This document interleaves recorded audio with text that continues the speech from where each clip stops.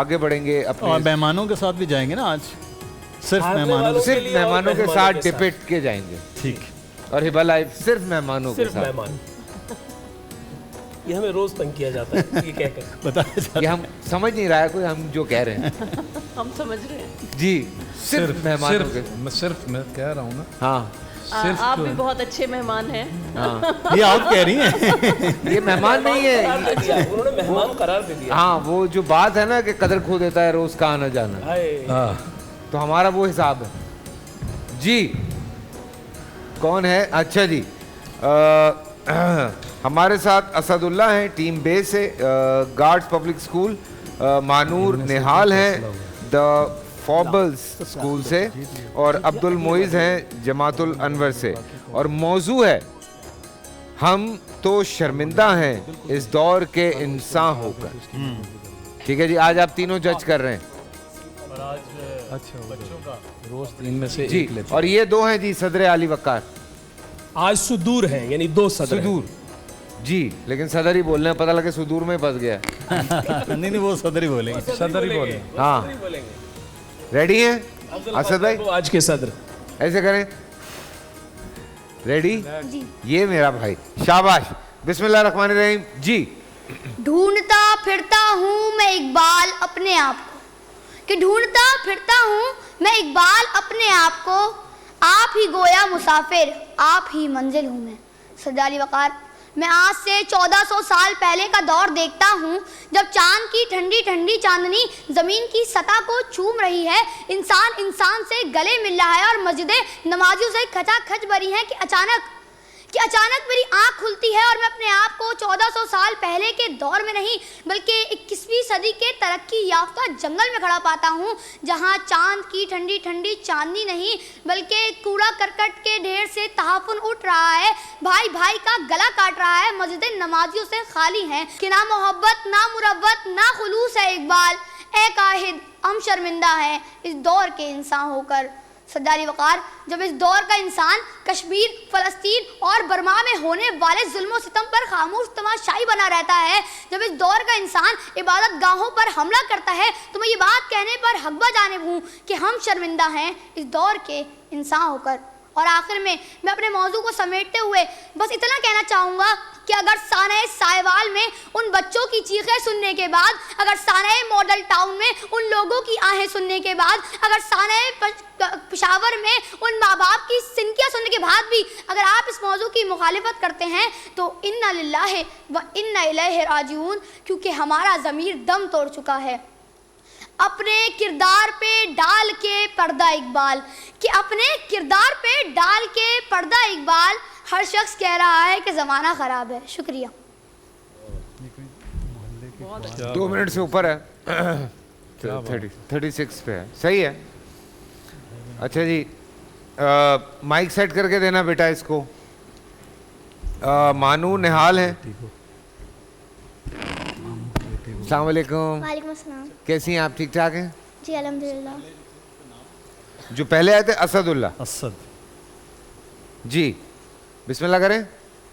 جی شاہ بکتے ہیں, فقیر بکتے ہیں, یہاں صغیر و کبیر بکتے ہیں, کچھ یہاں شاہ بکتے ہیں, فقیر بکتے ہیں, یہاں صغیر و کبیر بکتے ہیں, کچھ سرے عام کچھ پسے دیوار بکتے ہیں, اس شہر میں ضمیر بکتے ہیں, یہاں تہذیب بکتی ہے, یہاں فرمان بکتے ہیں, ذرا تم دام تو بدلو, یہاں ایمان بکتے ہیں, یہاں ایمان بکتے ہیں. انسانی جسم اور خد و خال رکھنا اور حقیقت میں انسان ہونے میں بہت فرق ہوتا ہے جناب والا. اگر کوئی حقیقت میں انسان ہو تو اسے اشرف المخلوقات یعنی فرشتوں سے بھی افضل رتبہ حاصل ہے. کہ آج کے دور کا انسان علم, فلسفہ, ٹیکنالوجی اور تمام معاملات میں آگاہی میں افضل ہے. زمین کے پیسے لے کر کہکشاؤں کی وسعتوں تک جا پہنچا ہے, مگر افسوس کہ ابن انسان فراموش کر بیٹھا کہ کامیابیوں کے لیے طارق بن زیاد نے کشتیاں جلا ڈالی, محمد بن قاسم نے ایک مسلم بیٹی کی آواز پر لبیک کہا. اب نہ تو طارق بن زیاد دکھتا ہے اور نہ محمد بن قاسم. ماں بیٹیوں کی آوازیں بلند ہے پر کوئی سننے والا نہیں, ظلم و ستم کا بول بالا ہے مگر کوئی انصاف دینے والا نہیں. उरियानी और फाशी का दौरा है, मगर कोई इस्लाम और इंसानियत का अलंबरदार नहीं। आज इंसानी जानों से ज़्यादा रुपए पैसे की कीमत है, खून पानी की तरह सड़कों पे बहाया जा रहा है। डकैती, सूद, रिश्वतखोरी, हराम की कशिश आम जिंदगी का हिस्सा बन गई है। यानी इंसान तो है पर इंसानियत नापैद, तरक्की तो है पर मोहब्बत और उल्फत और अखलाकियात नापैद। बस के दुश्वार है हर काम का आसान होना, बस के दुश्वार है हर काम का आसान होना, आदमी को भी मुयस्सर नहीं इंसान होना।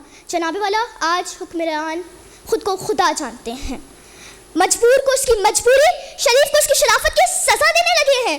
तो फिर मैं क्यों ना कहूँ कि हम तो शर्मिंदा हैं इस दौर के इंसान होकर। जनाबे वाला, याद करो कि तुम तो वो थे जो अली के शुजाअत से खून को गरमाते थे, जिसकी बहादुरी का टीपू सुल्तान था, जिसकी तरबियत सबर की तरबियत हसन हुसैन ने करी। मगर अफसोस आज ना तो वो तालीम है और ना ही वो तरबियत। कलीमुल्लाह का नाम लेवा नहीं, खलीलुल्लाह का सच जज्बाए ईमान नहीं। दुनिया बहुत ही तंग मुसलमान पे हो गई। दुनिया बहुत thank you your time is up. और कितने साल की हैं? कितने साल की हैं? 11 साल, माशाल्लाह जी। और अब्दुल मोइज साहब आए हैं जी, अस्सलाम वालेकुम। वालेकुम अस्सलाम। कैसे हैं आप? ठीक ठाक हैं? अल्हम्दुलिल्लाह। तैयारी पूरी है? जी अल्हम्दुलिल्लाह। माशाल्लाह माशाल्लाह, उड़ा दे मेरा भाई, बिस्मिल्लाह। तहज़ीब व अखलाक, एहतराम आदमियत और रहमो करम जैसी माशरती कदरें जब रफ्ता रफ्ता रुखसत होने लगे तो बजुज़ शर्मिंदगी कुछ नहीं बचता। सदर अली वक़ार, अरबों के ज़माने जाहिलियत पर अफसोस करने वाले जब खुद इसी सफ में जा खड़े हों तो सर झुक जाते हैं। आंखों में हैरत और गम लिए जब 7 रोज़ा कमसिन बच्ची राहे अदम को रवाना होती है तो मखलूकात आलम की नजरें इंसान की जानिब, इंसान शर्म से पानी पानी के अहले दिल ने यह सदा दी है मुकर्रर होकर, हम तो शर्मिंदा है इस दौर के इंसान होकर, हम तो शर्मिंदा है इस दौर के इंसान होकर। अक़दार व रिवायात और मोहब्बत व मुरव्वत इंसानियत और आदमियत पर तफाकुर की अलामत है सदर अली वक़ार। और जब ये अलामात नापैद हो जाएं तो जहल का वो बाजार गर्म होता है जिस पर इजहार निदामत ही किया जा सकता है। सो ऐसे में कोई वजीर कोयटा में ट्रैफिक एहलकार को बेदर्दी से कुचलकर आगे बढ़ जाता है। सिग्नल तोड़ने का जुर्म सिर्फ एक जान लेने के लिए काफी होता है। सिर्फ बलोच का साबिका हयात की हयात पर मौत के दस्तखत कर देता है। नबी और कुरान की तौहीन पर इल्जाम लगाकर वासिले जहन्नुम करने में कोई मुश्किल नहीं पेश आती। जिनसी दरिंदे मासूम कलियों पर लाले टपकाते हैं और गैरत से लेकर गैरत के नाम पर बहन के कत्ल से लेकर सफेद पोश से लाखों के जैस के मुतालबे तक हर इखलाक बख्ता फैल कारे सैल महसूस होता है।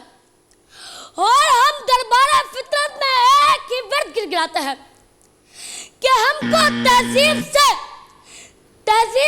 और इखलाक से क्या लेना है। Time up, thank you.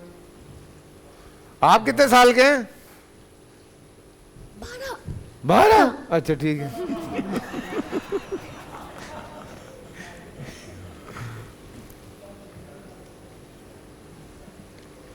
किस माशरे में हम रह रहे हैं?